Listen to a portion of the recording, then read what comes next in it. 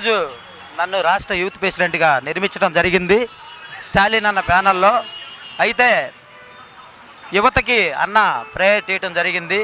దానికి నన్ను అన్న మార్నింగ్ ఫోన్ చేసి నువ్వు యూత్ ప్రెసిడెంట్గా ఈ రాష్ట్రంలో చేయాలి తమ్ముడు, జిల్లా నుంచి వచ్చి ఇందుట్లో చేయాలి నా దాంట్లో నాకు ఎంతో సంతోషకరంగా ఉంది.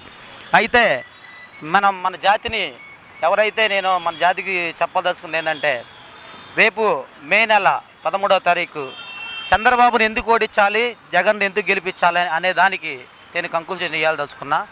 అయితే ఈ రాష్ట్రం మీద చంద్రబాబు నాయుడు 7 ఎమ్మెల్యేలని 7 ఎంపీలని ఇచ్చి ఈ రాష్ట్రం మన నెత్తి మీద బీజేపీ పార్టీని పెట్టి మరొక మణిపూర్లో ఎస్టీలని ఎస్సీలని మైనార్టీ సోదరుల మొత్తాన్ని ఈ రాష్ట్రం నుంచి తరివి కొట్టాలని సంకల్పంతో మోడీ ఉన్నాడు.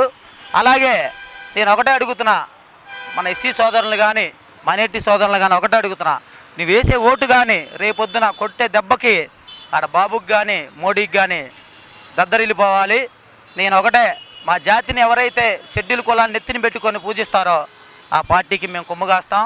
అలాగే మా జగన్మోహన్ రెడ్డి గారు ప్రభుత్వం ఎక్కంగానే మా జాతిని నెత్తి మీద పెట్టుకొని పోరాడుతున్నాడు.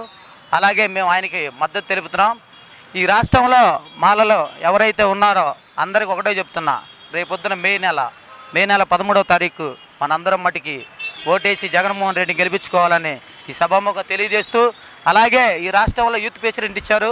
నేను ప్రతి జిల్లాలో ఒకరు నిర్మించుకొని నేను యూత్ని మొత్తాన్ని ఎంకరేజ్ చేసి అలాగే మొత్తాన్ని ఉద్యమంలో బలోపేతం చేస్తానని ఈ సభాముఖం తెలియజేసుకున్నా. జై భీమ్, జై అంబేద్కర్.